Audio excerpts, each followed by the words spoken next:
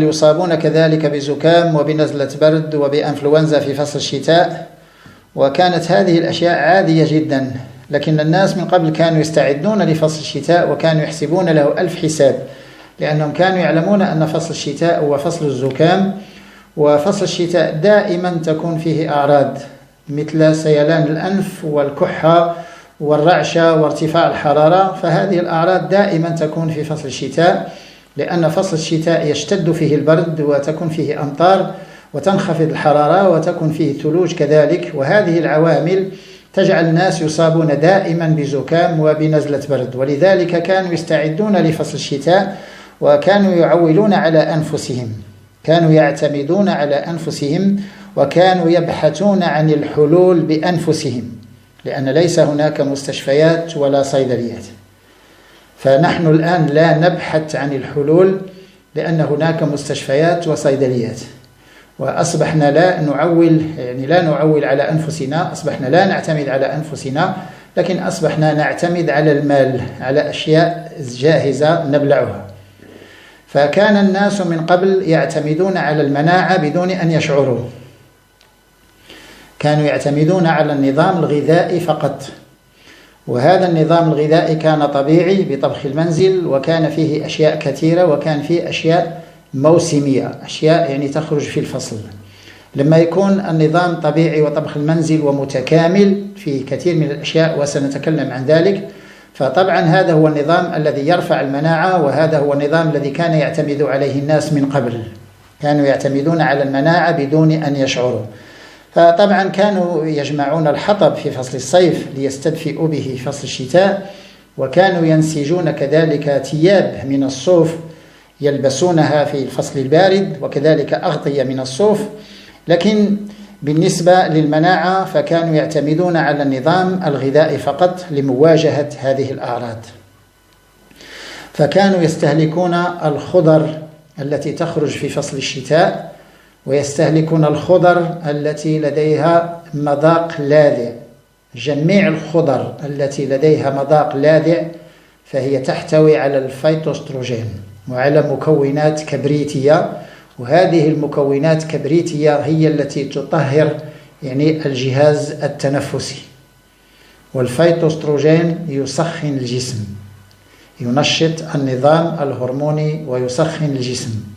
فهذه الخضر هي البصل والثوم والكرات والخرشوف، هذا الأرض الشوكي، والسكوم، هذا الأسبراغوس، كذلك الكرفس واللفت بجميع أنواعه، اللفت الأصفر واللفت الأبيض واللفت المر، وكذلك الكرنب. جميع الخضر التي لديها مذاق لاذع كانت تستهلك في فصل الشتاء، وهؤلاء لم يدرسوا في جامعات وكانوا لا يعرفون، لا يقرؤون ولا يكتبون، لكن كانوا يعرفون كيف يعيشون.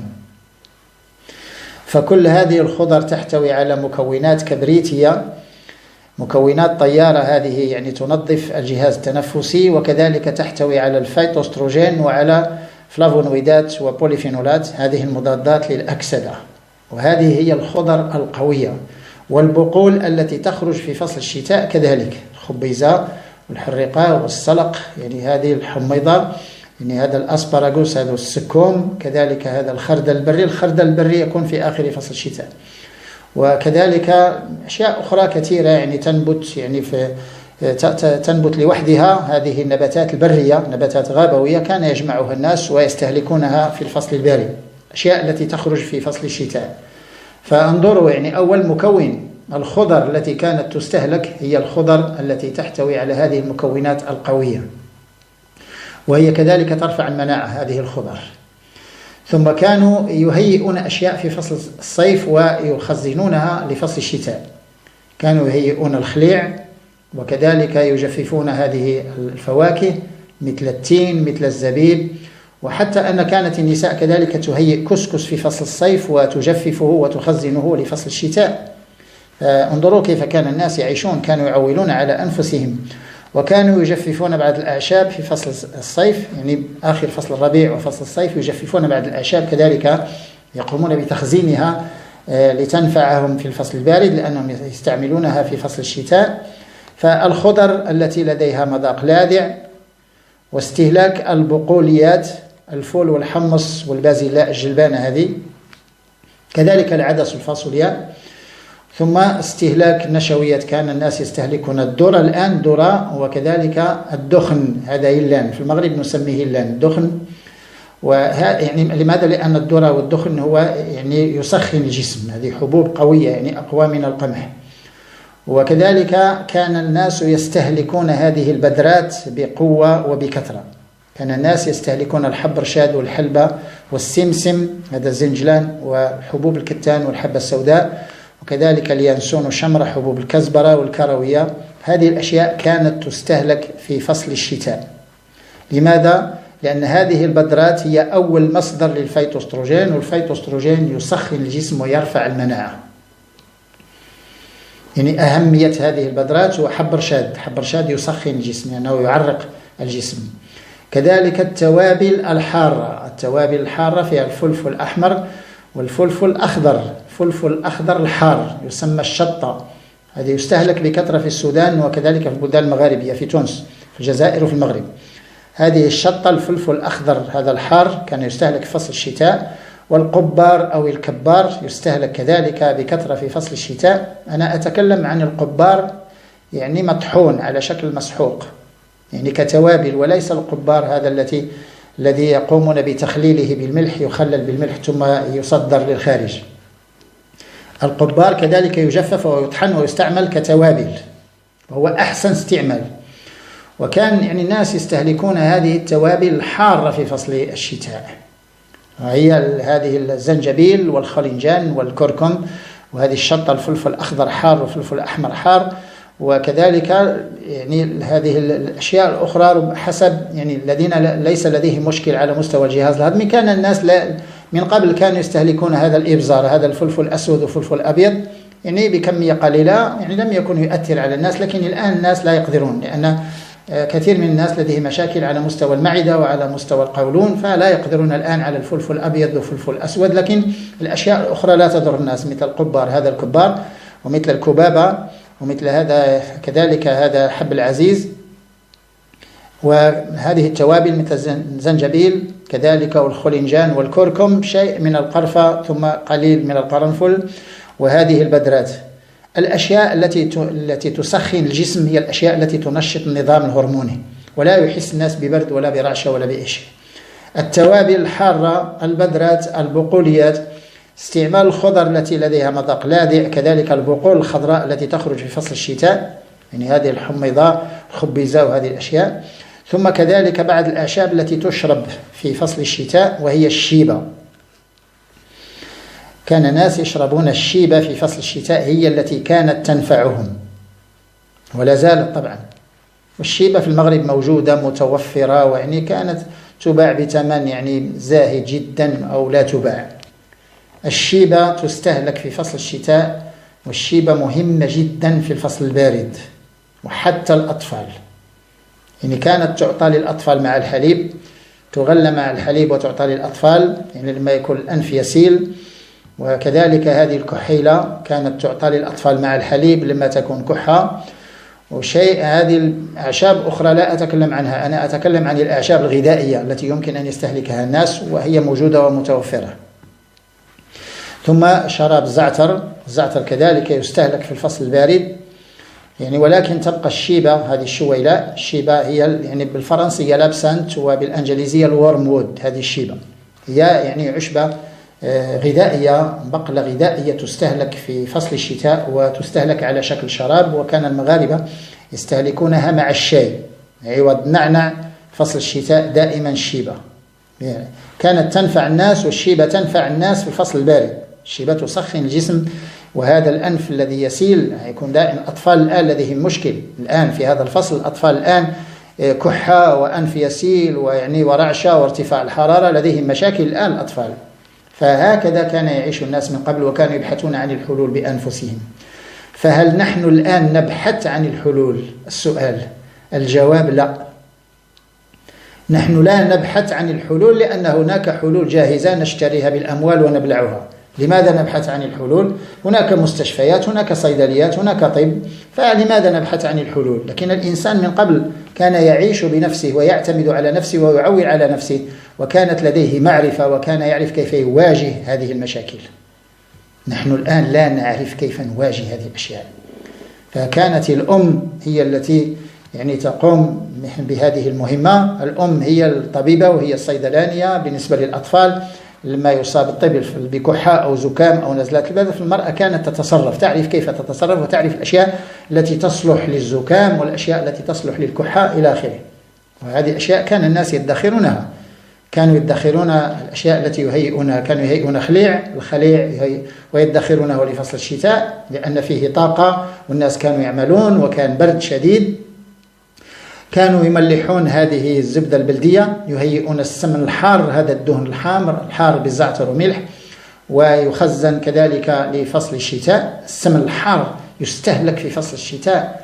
السمن الحار منتوج قوي، منتوج هائل بالنسبة للأطفال، السمن الحار الحقيقي طبعا.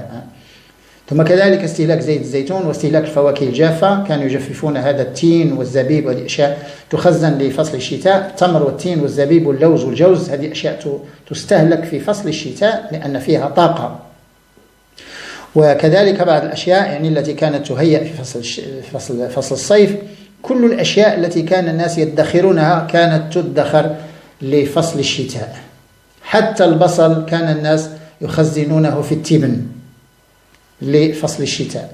الثوم والبصل والكرفس والسكون وهذه الخضر التي لديها مذاق لاذع، والسمن الحار واللوز والجوز والتمر والتين والزبيب والذرة والدخن والبقوليات، الحمص والفول والجلبانة هذه البازلاء، وكذلك هذه البدرات، الحبرشاد والحلبة واليانسون وشمرة، حبوب الكزبرة والحبرشاد، يعني هذه أشياء مهمة جدا في فصل البارد. كذلك حبوب الكتان والحبة السوداء، ويعني هذه السانوج في المغرب نسميه السانوج، وهذا السمسم نسميه الزنجلان في المغرب. أشياء كانت تستهلك في فصل الشتاء وكانت تقريبا تخزن فقط لفصل الشتاء.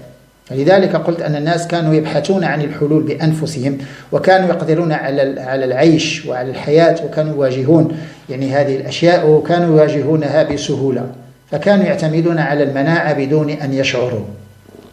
فإذا قارنا يعني هذا النظام الغذائي، إذا قارنا هذا النظام الغذائي مع النظام الغذائي الحالي، والناس كلهم الآن لديهم كحة وزكام ونزلة برد وأنفلونزا الآن في فصل الشتاء، يعني نسبة عالية الآن هذه السنة. لماذا؟ لأن هذه السنة هناك تغير في درجات الحرارة، فبالنهار تكون شمس، بالليل تكون يعني برد، ولذلك أصيب الناس الآن بنزلة برد وبزكام وبأنفلونزا، ونسبة كبيرة الآن من الناس كلهم الآن مشكل. الأطفال لديهم كحة الآن، لديهم كحة ولديهم أنف يسيل ولديهم أشياء الآن مصابين بهذه الأعراض. هذه الأعراض التي كانت من قبل عادية جدا، الآن الناس لا يعرفون كيف يتصرفون معها. فهل النظام الغذائي الآن الذي يحتوي على خبز أبيض وعلى بطاطس مقلية في الزيت وعلى يعني أشياء، على لحمة مطبوخة مع أشياء، فهل هذا النوع على بيتزا وعلى هذه يعني وجبات سريعة وعلى بسكويت وكعكات، فالناس يفطرون ببسكويت في الصباح وقهوة، بسكويت وقهوة، ويقول أنه أفطر، ثم في الأخير يقول أنا بصحة جيدة. أنا لا أظن. الناس كانوا يفطرون بالحريرة مع الصباح، بالحريرة، الحريرة فيها حمص وعدس وتضاف لها الحلبة، وفيها يعني هذا المقدونيس والكرفس، وفيها كذلك توابل حارة. الحريرة يجب أن يكون فيها توابل حارة، ويجب أن يضاف السمن الحار للحريرة. كان يفطر بها الناس في الصباح. هذا فطور قوي هو ليس بسكويت وقهوة. أنت تفطر بكعكة وبسكويت وهذه كرواسون، هذه خبائز وقهوة، وتقول أنك أفطرت. يعني نقارن النظام الغذائي من قبل والنظام الغذائي الآن. فيعني كان الإنسان من قبل النظام الغذائي كان كافي للمناعة، وكان كافي للإنسان كي يقاوم هذه الأمراض. ثم يعني في المساء كان الناس يعني هذه حساء فول، كانوا يفطرون بحساء الفول بصرة، وحساء الجلبانة يعني هذه البازلاء، وحساء الشعير بزيت الزيتون وبحبرشاد وبالحلبة تضاف إليه هذه البذور، وكذلك يضاف هذه الوجبات الأخرى مثل الهربل والأشياء التي كان يضاف إليها سمن حار، ويضاف إليها يعني حتى بعض المناطق كانت يعني استهلاك هذا الخليع والبيض البري، استهلاك الخليع والبيض البري. منطقة فاس مثلا في هذا الفصل كان يستهلك الخليع مع الصباح، كان الناس يفطرون بالخليع والبيض البري، ويعني الحرفيين ويذهبون إلى العمل بدون أي مشكل، لا يحتاجون ولا يحسون برعشة ولا بأي شيء، لأن منطقة الريف منطقة باردة ولديهم جبة خاصة بفصل الشتاء. هذه الجبة تنسج في فصل الصيف، هذه الجبة الريفية. وكذلك هذه سكان الأطلس كان عندهم هذا البرنوس، هذا يعني في فصل الشتاء الجبة الجلابية هذه مع البرنوس في هذا السلهام، في المغرب نسميه السلهام. ويعني هذه الأشياء كان الناس ينظمون أنفسهم من قبل. وانظروا يعني كيف كان الناس يقدرون على الحياة ويبحثون عن الحلول بأنفسهم، ويعني يتصدون لهذه الأشياء ويعني يواجهون هذه الأعراض بكل سهولة. لكن الآن هل نحن الآن نبحث عن الحلول؟ لا. هل نظامنا الغذائي الآن قادر على مواجهة هذه الأمراض؟ لا. نظامنا الغذائي ونظام الآن غير قادر على مواجهة هذه الأمراض. نظامنا الغذائي نظام هو أصلا يخرب المناعة، ونحن نحتاج مناعة لمواجهة هذه الأمراض. الذين يستهلكون بيتزا وهمبرجر ويعني وهذا خبز أبيض ويعني أشياء هذه كعكات وبسكويت وثم يقول في الأخير أنه يعني تعشى أو أنه يعني تناول طعام فطور. فهذا النظام الآن نظام الحالي نظام ليس.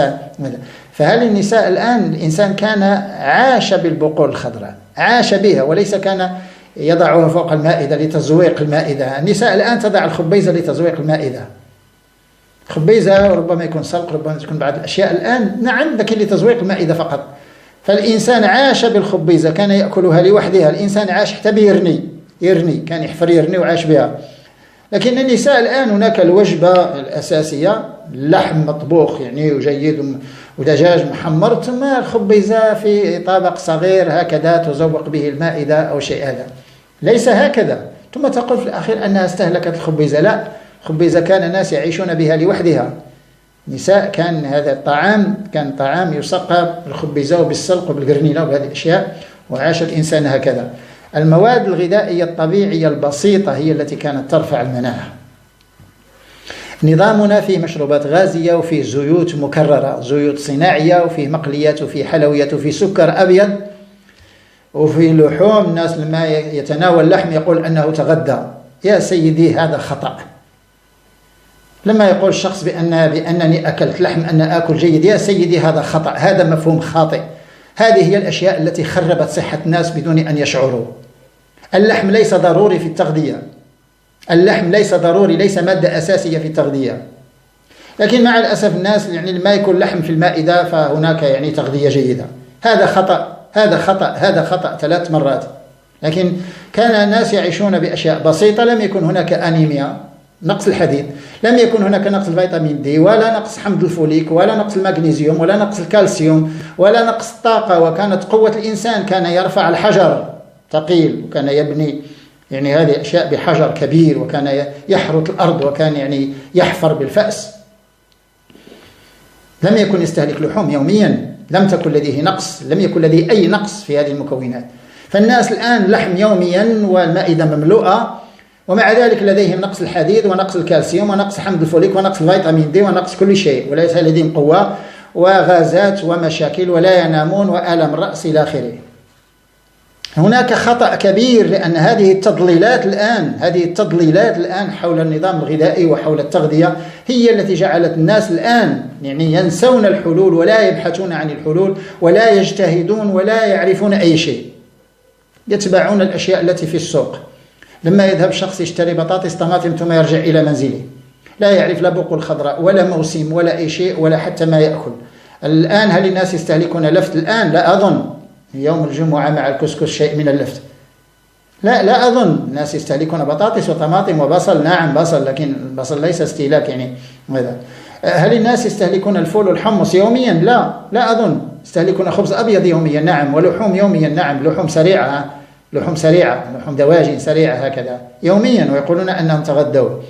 فهذا النظام الذي كان يعتمد عليه أجدادنا لمواجهة هذه الأعراض، هم كانوا يعتمدون على المناعة بدون أن يشعروا. هذا النظام هو الذي كان يقوي